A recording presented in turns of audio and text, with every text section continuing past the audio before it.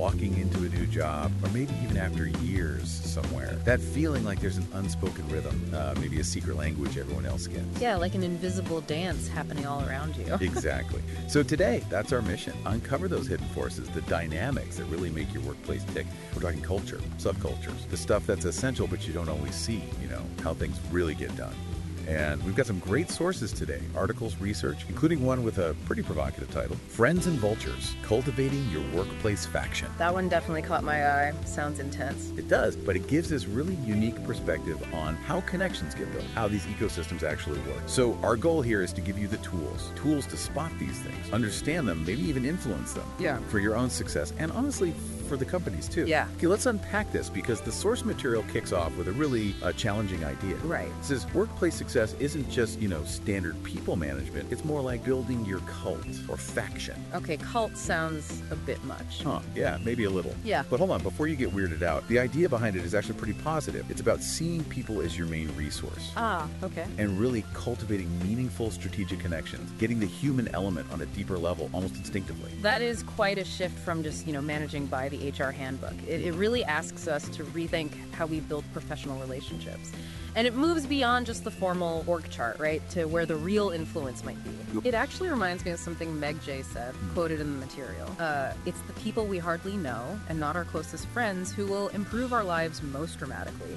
It's counterintuitive. Isn't it? And it makes you think, doesn't it? Who are your people really in that strategic work sense? It's less about your lunch buddies and more about a diverse network. That's a really crucial point. So if these informal networks, these factions, are where the influence lies, how do you even start to, strategically find and nurture them? It's not just about being nice to everyone, right? No, it's more targeted. It starts by tuning into that invisible rhythm every workplace has, the way things just flow. Think of it as the shared beliefs, the values, the unspoken norms that guide how everyone behaves. Okay. And these aren't random. They come from what makes one group feel like us versus them, even inside the same company walls. A smart player, like the articles say, figures out these cultural whores and mores, like what's the real priority here? Hitting deadlines above all? Or is it nonstop innovation? Or maybe it's how people bond. Like, are they the late night pizza session team or the run a 5K together team? Exactly. Those are the niches where the shared values really stick. That makes a lot of sense. Yeah. So if these norms shape everything, how does someone, maybe someone new, actually spot them when they're not written down anywhere? What actually influences this culture beyond the employee handbook? Well, zooming out, the research shows it's a mix of things holding a group together. You've got the formal stuff laws, regulations, company policies. Right, the obvious things. But then there's the subtler stuff. Conventions, who holds the real power or influence, how managers handle conflict. Even things like personal taste and style can play a part. Oh, okay. It really shows how complex culture is. It's like a fish in water. The fish uses the water, manipulates it even, to survive, maybe even enjoy life, but doesn't always consciously think about the water itself. That's a great analogy. And the key thing for you is realizing you're not just swimming in it, you're shaping it too,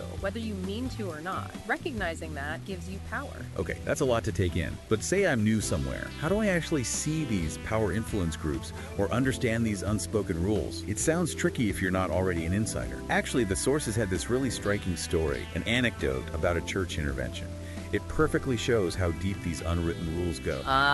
Yes, I remember that one. Very telling. It described how these, quote, power leaders love to introduce themselves and their roles concerning how long they've been working in that church department. That detail really jumped out. It really does paint a picture, doesn't it? So what happened was you had this long-serving chorister, like 20 plus years, but no official leadership title. Okay. And they basically told a younger choir member, someone with less than 10 years, that they were too young to contribute ideas. Wow. And the key insight was that in that specific group, tenure begins to count on the day you resumed here. So friendships, alliances, they formed based on how long you've been around. It revealed this really clear, unofficial hierarchy based purely on seniority. That was how we do it around here. A powerful, unwritten rule. What's so interesting, though, and a kind of a paradox the source highlights, is that these long-tenured folks, they were often really good at their jobs, superstars, producing results. Right, they weren't slackers. No, but at the same time, they became clogs in the form of change for increased efficiency. So if you're seeing that dynamic, good people but resistant to change in your own workplace, what does that tell you about all the rules we operate under? It pushes us to see the layers, right? You've got the big external laws, federal, state, whatever, then the internal company rules from HR, but then there are these crucial unwritten laws. the ones governing daily stuff. Like, what time does everyone really take lunch?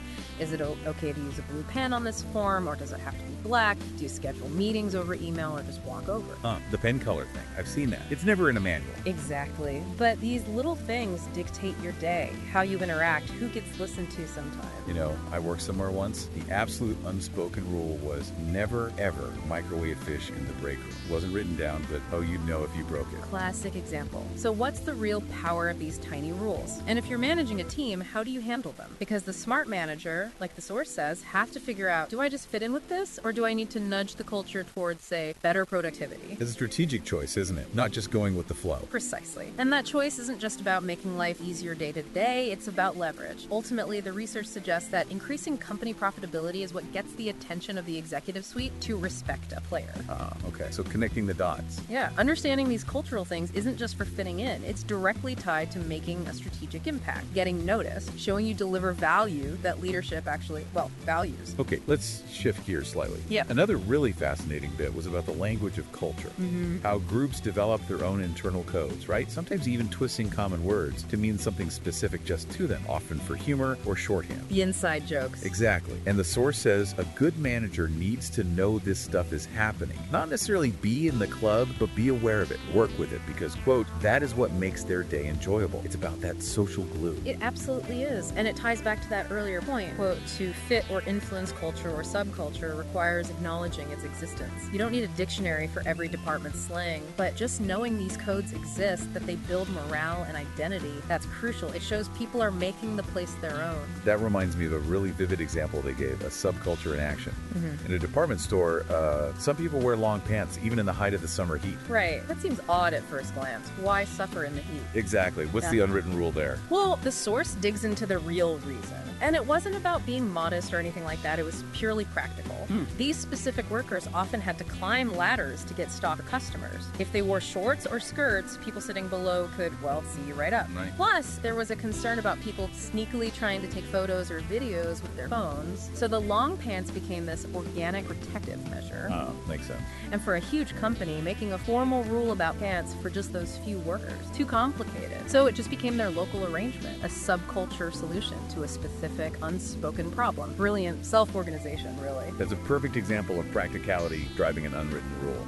And they contrasted it, didn't they? In the same store, pharmacists had to wear white coats, sales staff wore company logos, but the warehouse workers, the ones the customers never saw, they could wear whatever they like within reason. And that just highlights it perfectly. Each group develops its own norms, its own values, and they'll always be different from others, even under the same company roof, following the same main regulations.